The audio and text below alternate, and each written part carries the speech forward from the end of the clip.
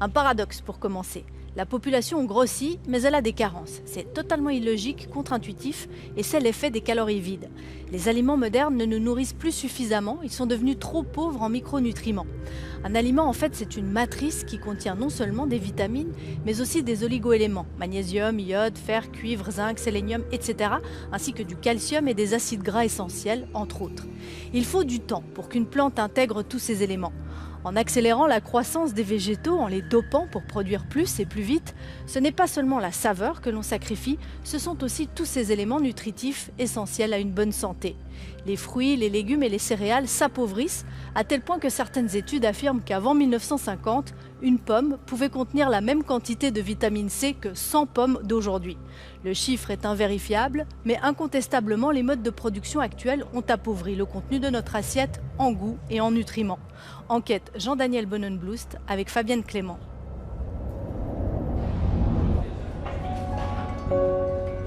Genève, 4 h du matin. Le marché de gros s'anime.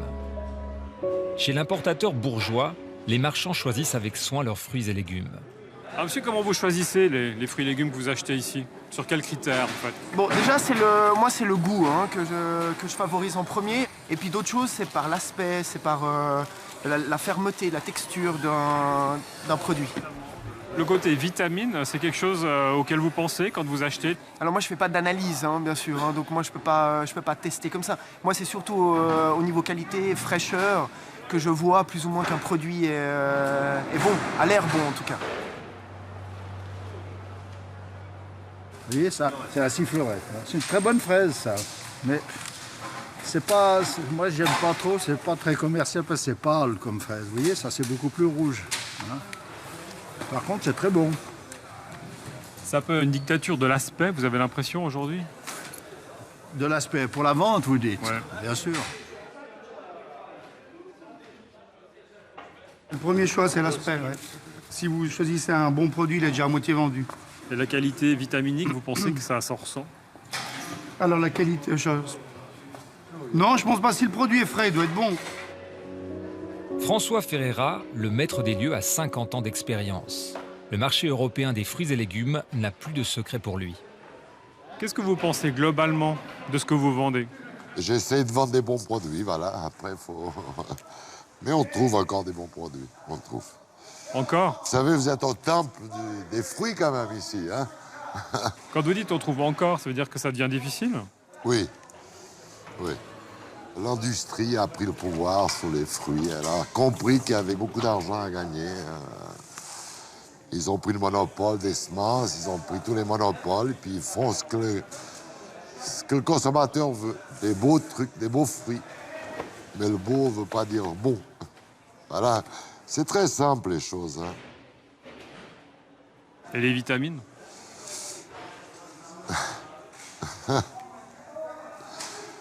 Là, je ne sais pas. Ça, faut demander à un spécialiste des vitamines. Je ne crois pas trop qu'il y a des vitamines, non. Non. Moi, je ne crois pas personnellement, mais bon. Vitamines, minéraux, oligo-éléments et acides gras essentiels constituent les micronutriments présents dans notre alimentation. Aujourd'hui, notre nourriture n'a jamais été aussi abondante, diversifiée, maîtrisée. Pourtant, les problèmes de santé liés à ce que nous consommons ne cessent d'augmenter. L'homme occidental mange trop. Il ingère des résidus chimiques aux effets délétères sur son organisme. Il ne bouge pas assez et ce qu'il absorbe est toujours plus pauvre en micronutriments. En résumé, en mangeant plus, il se nourrit moins et se retrouve carencé. Bon, la question c'était en fait qu'on avait quelques carences en certains micronutriments qu'on avait trouvés. Donc c'était la vitamine D, la vitamine B12. Les carences micronutritionnelles, c'est quelque chose qui est bien présent. Ça peut arriver jusqu'à 30% de la population en général. Et c'est vrai que c'est une question qui est importante et parfois même brûlante, tant pour les médecins que pour les patients. Patiente de Dimitrios Samaras, Madame Lopez a consulté pour un problème de surpoids. Restauratrice, depuis peu à la retraite, elle souffre également d'une fatigue chronique. On a beaucoup discuté, on a fait des analyses du sang et puis on a vu que malgré le poids, il y avait des carences. J'étais très perturbée et j'ai pris conscience qu'il fallait changer quelque chose. Alors j'ai essayé de l'écouter et j'ai beaucoup de confiance en Dr Samaras et j'espère qu'on va y arriver.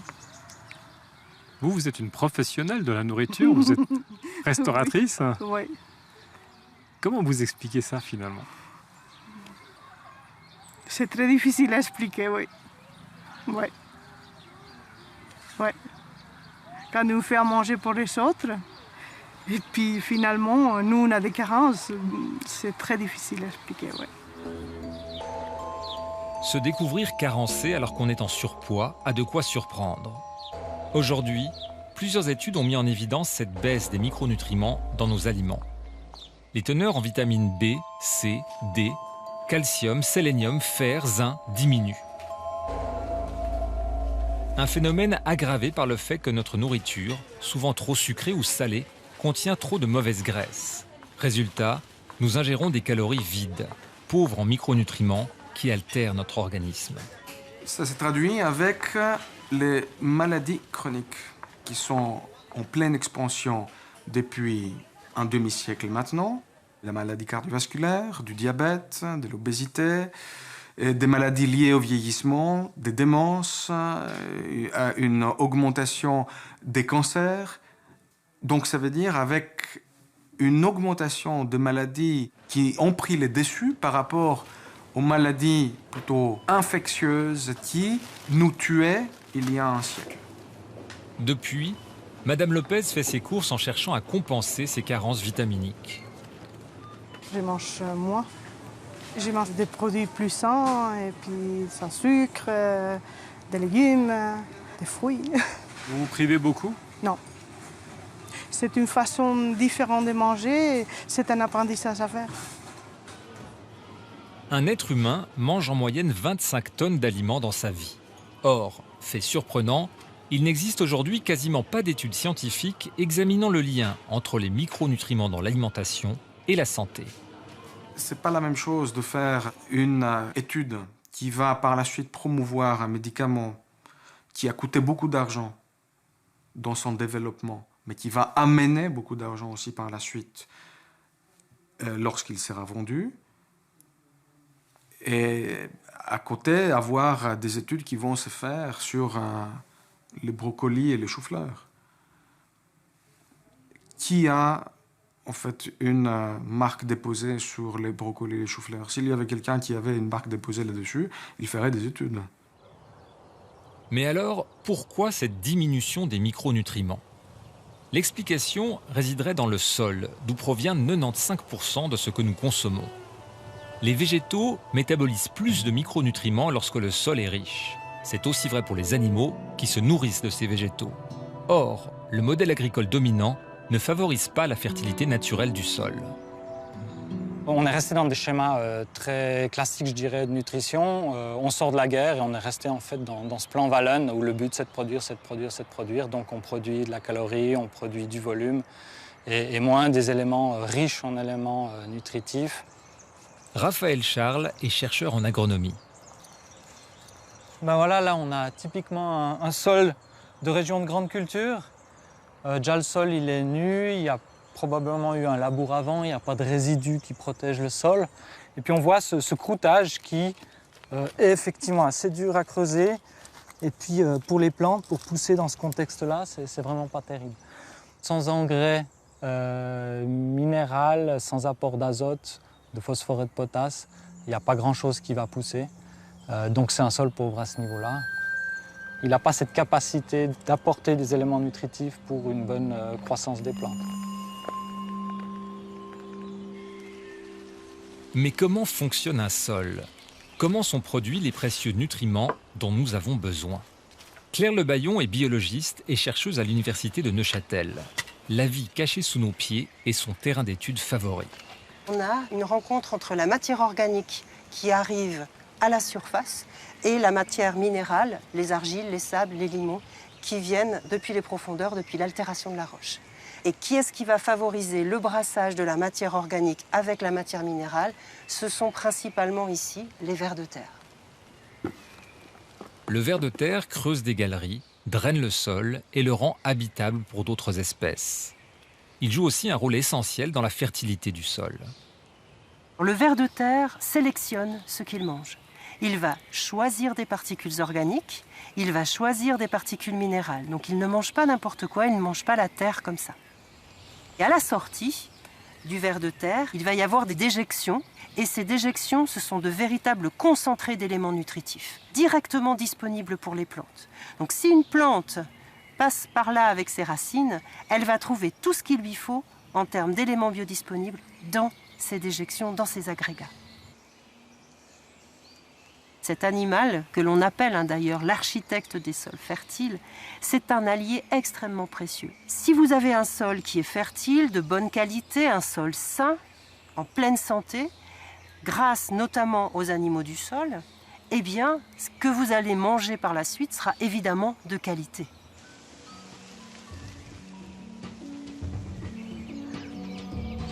Mais aujourd'hui, les vers de terre sont complètement exclus d'un modèle de culture en pleine expansion, le hors-sol. Cette méthode permet de contrôler tous les paramètres visant une croissance rapide et continue des plantes. Stolfrer est le plus grand maraîcher de Suisse.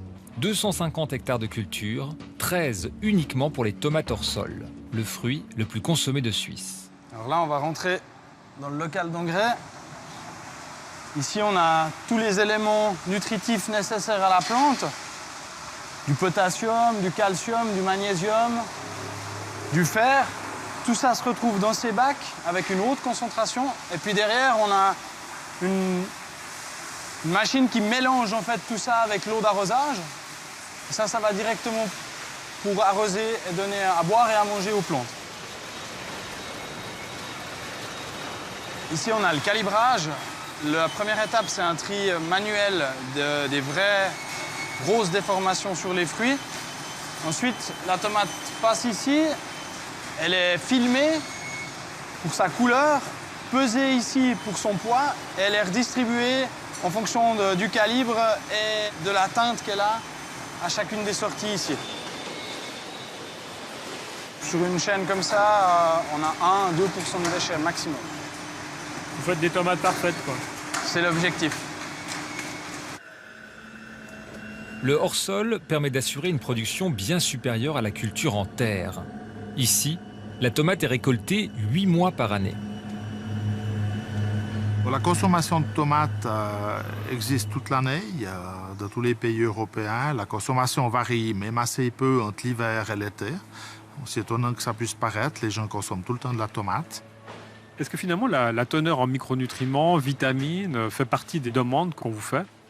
C'est pas dans les demandes que nous avons. Ça pourrait s'imposer s'il y a une demande du consommateur ou de la grande distribution, la qualité nutritive. C'est pas un terme aujourd'hui, on n'analyse pas tous nos produits pour savoir les valeurs nutritives qui s'y trouvent.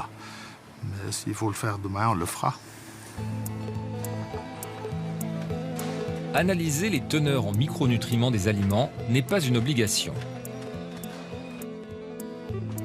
Faute d'informations, au marché de gros comme ailleurs, on estime que le goût et la maturation sont les bons indicateurs pour un fruit ou un légume sain.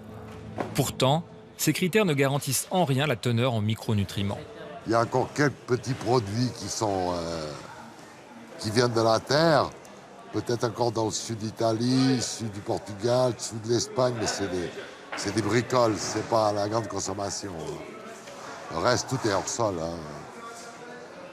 Et les variétés, le producteur des plantons, c'est les mêmes.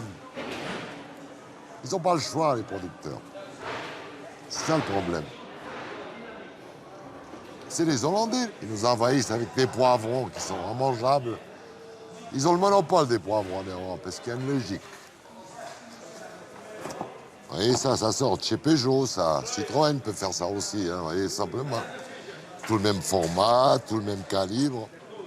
Mais gustativement, c'est nul. C'est nul. Et pourquoi vous les vendez? Californiens. Les gens, ils demandent des poivrons, il n'y a pas de choix. C'est magnifique, ça. Regardez ça. Ça sort pas d'une usine, ça. Est-ce que la nature donne des choses comme ça, naturelles comme ça? Je crois pas non plus. Hein.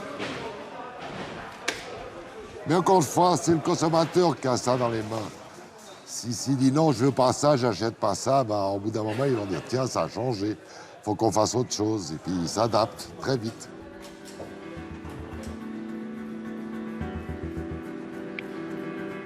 Il ne faut pas oublier que nous sommes au bout de la chaîne alimentaire. Si les animaux absorbent des aliments pauvres en micronutriments, il n'y a pas de miracle. La viande, les œufs et le miel seront tout aussi pauvres. Une vache nourrie au maïs et au soja de culture intensive ne fera pas un lait aussi riche et équilibré que celle qui a brouté des prairies pleines de fleurs, de trèfles, de luzernes, de lupins et d'autres variétés. De même qu'une tomate qui a poussé lentement dans une terre fertile et qui a mûri au soleil développera non seulement un goût incomparable, mais elle sera gorgée de ces micronutriments essentiels qui font défaut aux légumes qui poussent trop vite et de manière artificielle. Mais en dépit de mouvements comme le slow food et la prise de conscience des consommateurs et des producteurs, il n'est toujours pas facile de bien se nourrir.